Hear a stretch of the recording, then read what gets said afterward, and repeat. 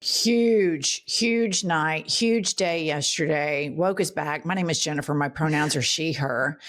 And you guys, this is an absolute rebuke on Kanks, sociopath, fascist, little twerp, Stephen Miller, and all of the other abject failures in this administration. Kanks is kind of popular when he's campaigning, but when he governs, he is so underwater. And so we have this opportunity to save our democracy and to exercise our right to vote and to support candidates. To me, the New York mayoral race is the biggest one. I'm so happy Mikey won in New Jersey. That's a huge win. Also Virginia. And you see in Virginia, all of the counties went bluer. Massive blue trend. But Zoran's campaign in particular, I think here are the takeaways from that. Number one, the xenophobia and the fear mongering and the culture wars face planted. Their one trick, MAGA's a one-trick pony, and it is scare the shit out of people while we fleece the working class so that we, the oligarchs, don't have to pay taxes. Scare them about people with a different religion. Scare them about people with a certain skin color. Scare them because somebody has a non-traditional American Anglo-Saxon name. And it face planted, and the more money they spent, the more popular this guy got. I was fortunate enough. I was at Zoran's victory party last night in Brooklyn. I'm dead ass tired, you guys, but this is such a moment for us to all share. I missed Pumps being there. Everybody asked where you were in Pumps. I went with Professor Ruth Ben-Ghiat, who I love. Everybody would come over to us and go, "We love what y'all are doing." And I was like, she had her glasses on, and I said, "Ruth, everybody thinks you're Pumps." And she goes, "I'm just going to go along with it." I wish I was as smart as she is. Oh, she's fabulous. Okay, let's listen to the first part of Zoran's victory speech, or this is just a segment of it, where he comes out. You guys, he ran a campaign, a masterclass on affordability, inclusivity, holding billionaires and corporations accountable, but also he was a good little attack dog. Yeah. So after he won, I thought, is he going to come out all cupcakes and rainbows? Let's see what he has to say about Kanks. Play the clip. So Donald Trump, since I know you're watching, I have 4 words for you. Turn the volume up.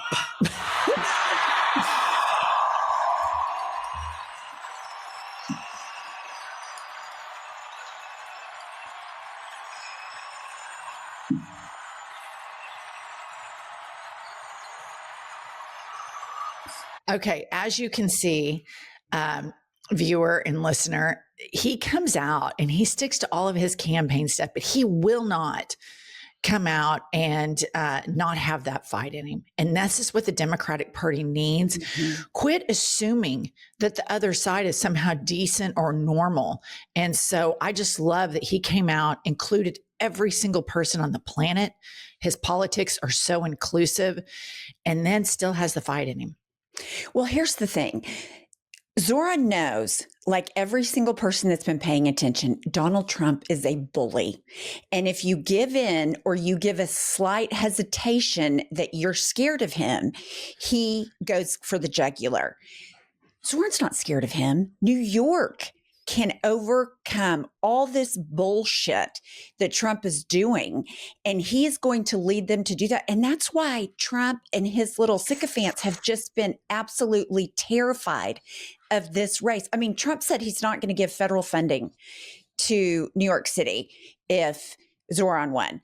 Motherfucker, New York City gives way more money to you and all the red states. So you need to sit down and shut the fuck up. And I think Zoran's just the person to make that case because he's not afraid.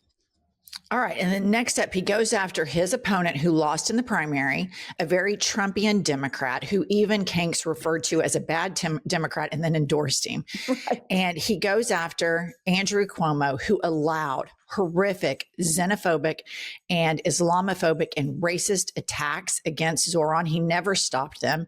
He claimed that somehow Zoran was responsible for 9/11. He was 9 when it happened. And you may remember back, there was a time when there were decent politicians like John McCain who, when the same allegations were launched at Barack Obama, he shut it down. Not Andrew Cuomo, not all the billionaires that support him. They are fine, and they will fund bigotry. They will fund Islamophobia. They will do anything they can to not help the working class. Play the clip. Friends, we have toppled a political dynasty.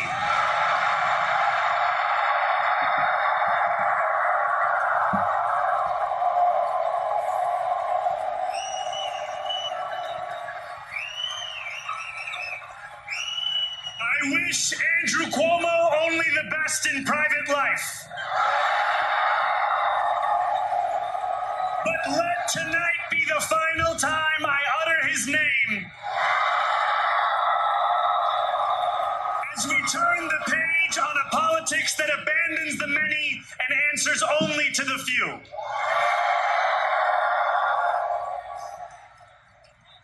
New York, tonight you have delivered a mandate for change. Okay. And I just love that he has stood up to the oligarchy in an all-inclusive message. And if you were to listen to centrist establishment Democrats right now, their messaging is we shouldn't talk about this group and we shouldn't talk about that group. And we need to move to the center and we need to not offend people. And we need to continue with the same incremental politics where we lost 2 national elections to a complete embarrassment failure of a human being. This guy, the grassroots organization, he had over 104,000 volunteers. They knocked on millions and millions of doors. He had grassroots donations. Everything that centrist Democratic establishment focus group type people say to do, this guy did the opposite. Bernie paved the way for this. And the one thing that Zoran can do that Hakeem and Chuckles can't do, triple Trumpers cross over and vote. And it's going to be very interesting today when the statisticians get into the polling to see where this voting came from. Latinos, immigrants, older people, Jewish people, younger people. I think Kank's got 20% of the black vote in the last election. Let's see what happened with that, because I think any support that he had, he's underwater. And this whole campaign against him, the campaign politics of fear mongering and focusing on culture wars while you neglect the basic needs and services that governments are supposed to provide for its citizens, that shit is over. Nobody is buying the fear mongering of Donald Trump, Stephen Miller, and all of the other fucktwats in the MAGA. We're done with that. We're done with the fuck twats. You know, I hope that you're right, because I do believe that Trump has been elected based on fear mongering stoked by Fox News and the right wing echo chamber. My concern about it is in a state like Oklahoma, where there is no diversity. I mean, all of these states that won such huge victories, they are more enlightened, they're more diverse, they're more impacted by actual society versus their church, what Trump says. They have, you know, it's so homogenous. So I hope this is a lesson in but the let me say, fear-mongering. sorry, Pumps, let me say something. Okay. In red states like ours in Oklahoma, has an economic populist ever run? Has anybody ever said as a Democrat, you have been lied to, your religion has been used against you? Andy Beshear did that in Kentucky and he won. And he didn't throw the trans community under the bus. And he used his faith to say, my faith instructs me that I cannot bully these kids. And if I don't stand up for these kids and I allow the government to bully them, then who the hell is going to stand up for them? And you see the rising star of James Tallarico, who is taking a very economic populist message to very religious, conservative Texas. And he said, they want you focused on less than 1% of the population, the trans community, because they don't want you talking about the 1% that is really controlling everything and fleecing from you. And I think we can talk about what has worked in red states, and what has worked is fear mongering, because what is the opposition? In Oklahoma, it was what, Joy Hoffmeister, the last gubernatorial race, and she was just Republican light.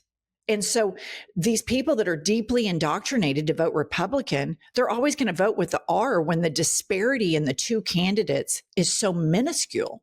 But when the disparity in candidates is one that says, I'm not taking money from AIPAC, I'm not taking money from these corporations. This is what has broken the system. I will never not vote for your wages to be raised and fight vigorously and with everything in me for you to have health care. It's abhorrent that you can't afford to buy a home and you're working 40 and 60 hours a week while the Republican Party tells you you're lazy and that your eating habits are shitty. And so I think we have not given people in these red states a viable candidate in which they can coalesce around that is completely different from these establishment fear-mongering Republicans and or in a lot of these red states like ours. It has not been enough to overcome the decades-long indoctrination that Democrats are demonic. And so I challenge all of these young, exciting new candidates, particularly in flyover states, particularly in deeply red counties. Run something different. And if you're a Christian, use your faith to say, I will not abandon the poor. I will not abandon the marginalized, because that's not what my Lord and Savior has instructed me to do. All right, moving along. Listen to Zoran in this moment. He refuses to cede any group.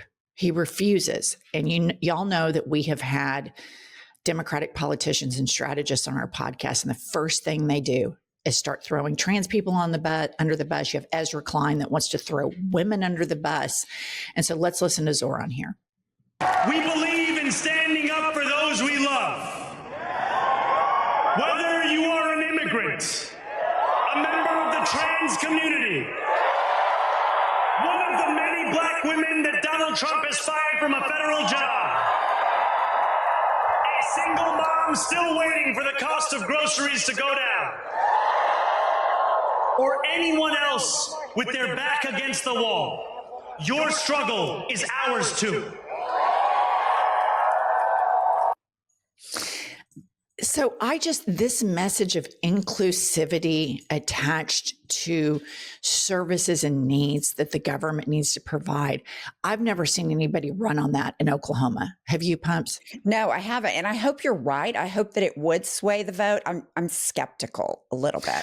I'm not saying they could win, but Zoran would have never run without Bernie Sanders, and Bernie Sanders lost. And it takes a strategy. And that's why the Republicans have won, and they won twice with Kanks, because they strategized for it. They messaged for a long time for it.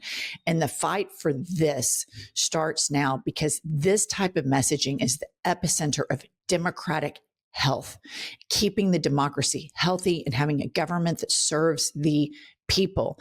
And so they're going to have to start messaging candidates like this in red states. They may lose the first couple of cycles, but the messaging starts to sink in, and then it primes the soil for a future candidate a couple of cycles down the road, like Zoran here, to come in and win, because they have been Bernie has been doing a really great job dismantling this oligarch privilege and the way it's been pitched to us, and economic inequality. He has been messaging it and prime the soil for Zoran's victory.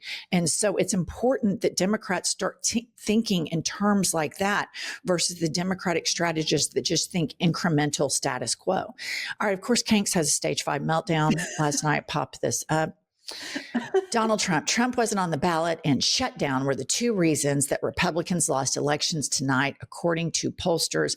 And then this is wild. Here is Scott Jennings with the most idiotic spin I've ever seen in my entire life on CNN last night. Play the clip. Terrible night for national Democratic image, given what is happening inside their party. Mamdani is an avowed socialist. It's not what people say that he is, it's what he says that he is. He's now the leader of their party. That's their energy, and Chuck Schumer's He's the leader of the Democratic Party? Let's swear. What? There is no. Who is the leader? Can someone tell me? Okay. So he said this is a horrible image for the Democratic Party, a loss for the Democrats tonight when they swept the whole goddamn country. And here's the thing. I think that works with MAGA. I think that they're so stupid. They're like, what's Scott Jennings saying today? Oh, all of these victories mean a loss for the Democrats.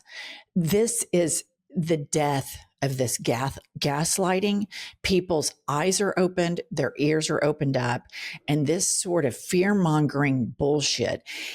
His attack has to be on Democratic imagery. When look at the imagery of the guy that he neuters himself multiple times a day on his CNN spots to go defend. And he wants to lecture the Democratic Party about the optics of a victory. Are you kidding me? You know, here's the thing. It's like we've said over and over, they have to take their orders from him, and they're nonsensical. And what he does is irrational. So they twist themselves into pretzels to try to butter him up and say what he wants to say. But when I saw that post from Donald Trump, like, Trump wasn't on the ballot, which, first of all, you know, he's a narcissist when he refers to himself in the third person. But they were sitting around telling him, well, the Republicans lost, but it's not because of you. They're all his sycophants, or, you know, soothing his ego, because it was a referendum on his policies, on people that don't like to see their neighbors taken in vans by masked men, because people believe that children should be able to eat. And this guy doesn't give a fuck. And this was about him. And an overwhelming majority of people that came out of the exit polls were saying, I wanted Donald Trump to know this is not okay with us. So his just little fragile ego, he's just not feeling very good today. Well, and to be accurate, a lot of the exit polls showed that Donald Trump wasn't a factor in some places, and it was about affordability and democracy. And so I just want to make sure we're accurate about that, because the one thing Donald Trump won on was affordability, and the affordability issue has gotten worse, and these candidates ran on affordability. And so it's the economy, stupid. We go back to James Carville's issue. And so I think it's just a real interesting rebuke across the board. I agree with you, Pumps. A lot of it is a rebuke on Trump, but a lot of it is a rebuke on his failed policies, because that's what people feel every day. His absolute lies. And I also loved last night, Fox News said in Virginia, Mikey Sherrill won because 71% of the people were voting against Donald Trump. And then immediately his text about, well, Donald Trump wasn't on the ballot. I mean, he's such a petulant little titty baby. Fuck twat, as it were. Absolutely. All right. Please buy our book. It's called Life is a Lazy Susan of Shit Sandwiches. Subscribe to our channel. Like this video. Woke is back, baby. Let's fucking go.